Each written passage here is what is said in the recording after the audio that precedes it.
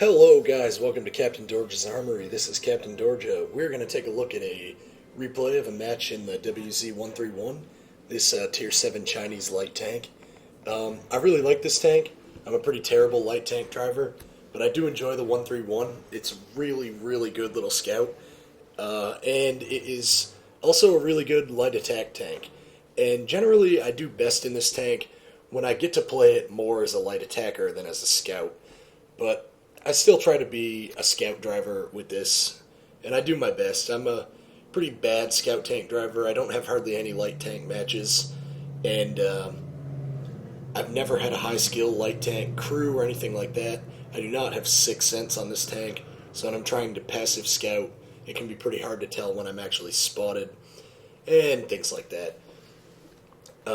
So let's get this battle rolling, and let's see what we got here. So I really like this tank. I have it kitted out with the top 85mm gun because the top 100mm, the rate of fire is really slow, the accuracy is really bad, and the aiming time is really long. So I've gone with the 85mm, which is still a pretty powerful gun.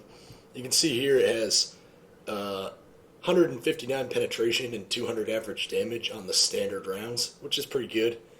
And if you need higher penetration, you can go with 230 penetration heat shells. And since this tank will go into matches against tier 10s, occasionally you will need those heat shells to do damage.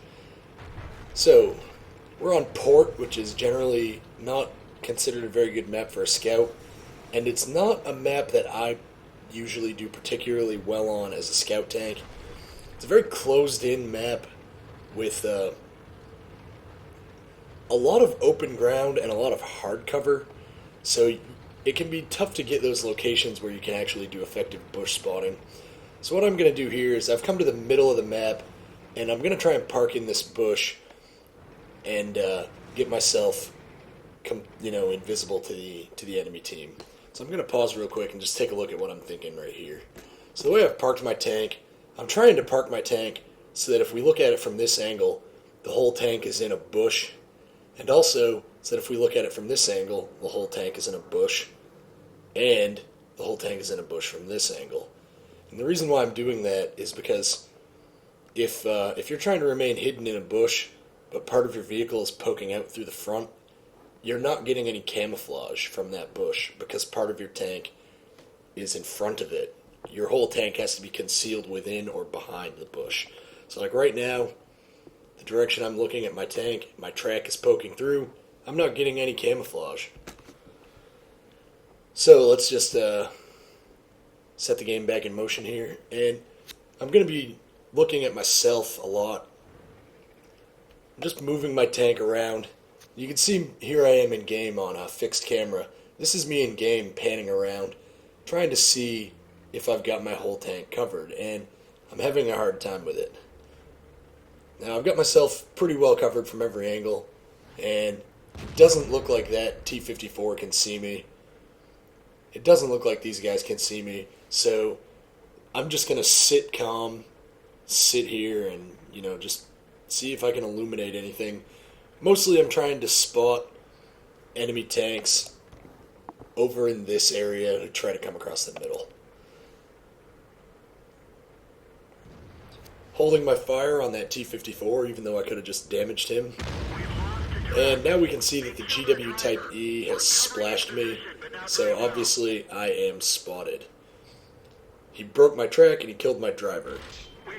So I took the risk and I waited for my track to repair so that I could keep my repair kit, but I used my med kit on my driver. So now that the cat's out of the bag, I'm going to come over here and try to put some damage on these guys. Try to get some shots into their sides and rear. Just see if I can help out my team a little bit. Since my spotting was completely ineffective, we're going to try and put some shots into the enemy. Trying to penetrate the lower plate of the M48 Patton. Not having any luck, but we do manage to break his track. And with that second shot at the Patton, we realize we're not going to be able to do anything there, and we get out. It's time to get out of there. I go for a detracking shot, And then I changed my mind and I tried to penetrate the commander's hatch on the T-110E4. But again, we just don't have the penetration to go through that frontally. So we're going to move on and look for a different opportunity to snipe a weak point or break a track. See the E4 again? We go for a shot on his track, trying to detrack him in the open. Doesn't look like we succeeded though. We have to be careful fooling around with an E4, because even when I'm at full health, he can quite easily one-hit kill me. And now that I'm down to only 682 health, he wouldn't even need an average damage roll with his E4 to kill me.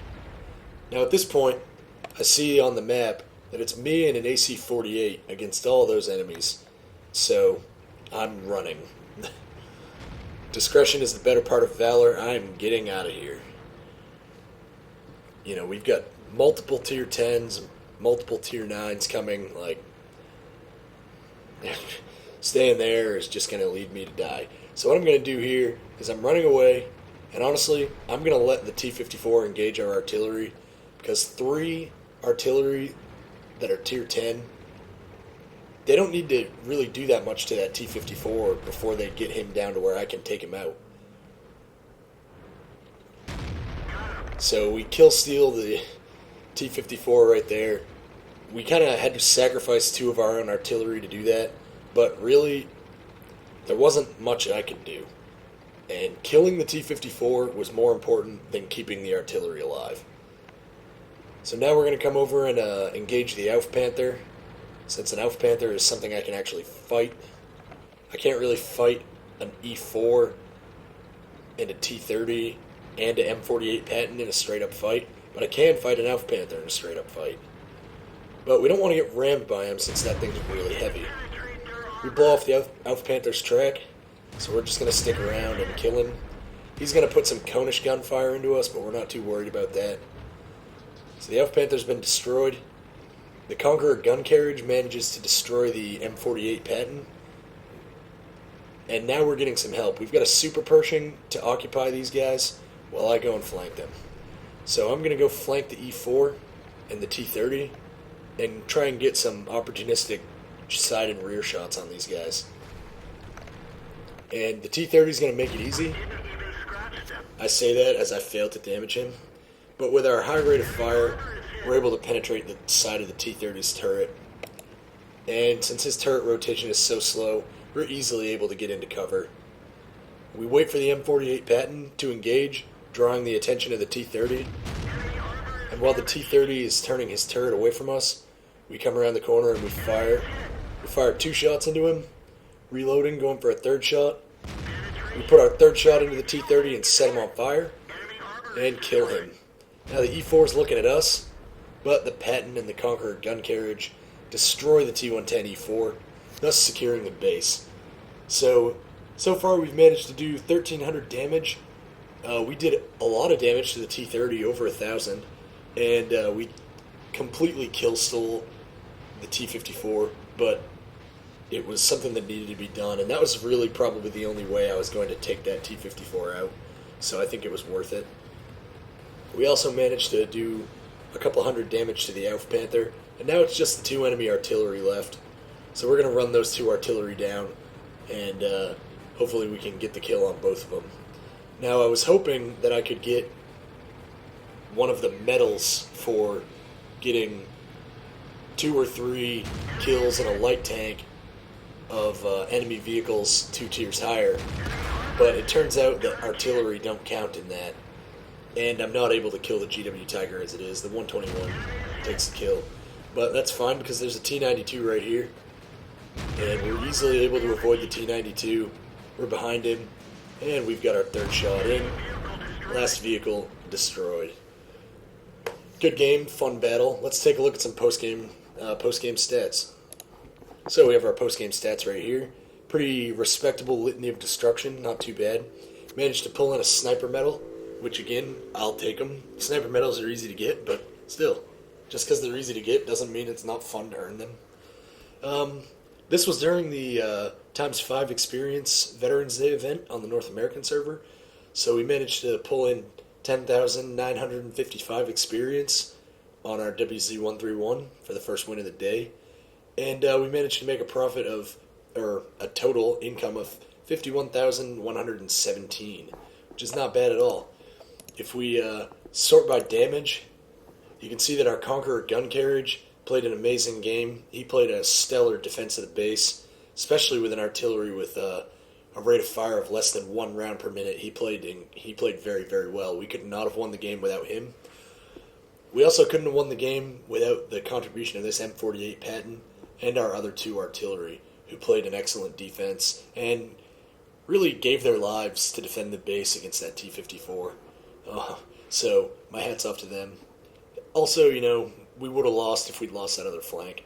So to the players who carried the other flank, I tip my hat to them as well.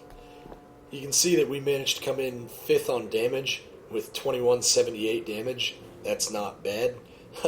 We managed to come in ahead of a Jagdpanzer E100. That guy can deal 2178 damage in 2 shots. So yeah, I'll definitely take that. Definitely a good damage game for the 131. We played mostly as a light attacker in that battle. You can see the enemy team had a pretty even damage spread over their top couple of players. These 4 guys all did about 2K, and then they just kind of petered off from there. But they still played a pretty strong game. It was really hard fought the whole way around. You can see we managed to get a lot of experience. So yeah, definitely awesome. Now, even though I didn't actually do that much spotting, we still did 2,400 assistance damage, which is part of the reason why we were able to get so much experience. The other reason we got a lot of experience is we did 2,000 damage, 2,200 damage actually, and all of that, except for about 200, was against Tier 9 and Tier 10 vehicles. I think we only did 1 damaging hit to the Aufpanther, but other than that, we shot a T-54, we did 1,000 damage to a T-30, we did, 550 or so to a T-92, and we did about 400 damage to a GW Tiger. So, other than the Aufpanther, everything we were attacking was Tier 9 or Tier 10. And since we're only a Tier 7, we get experience modifier for damaging higher tier vehicles. So that was pretty awesome. You can see here we got a profit of 23,473, which is pretty good. Wow, I cannot speak. I just said 23. We got a profit of 39,473, which is pretty good. We didn't fire any heat rounds, which is good because they're actually pretty daggone expensive. And you can see that if that hadn't been a 5 times experience and that had just been a normal victory, with our premium account, we still would have gotten 2191 experience, which is very good, and 1460 unmodified, which is pretty acceptable. For a pretty crappy light tank driver, that was a really good showing for me. It was a fun battle. I did a lot. I did good work, and I did a lot to help my team out, I feel, with the defense of the base. I did really mercilessly sacrifice the artillery to get that T-54, but if I'd just gone straight in and fought that T-54, he would have killed me with contempt. And we were able to do a lot of good work to the T-30, just exploiting his slow turret traverse and weak side armor. And I really felt like that was definitely worth it. So yeah. Guys, I hope you enjoyed this battle. I definitely enjoyed playing it. It was one of the most fun matches I played during the Veterans Day event. Feel free to leave your comments, thumbs up, thumbs down.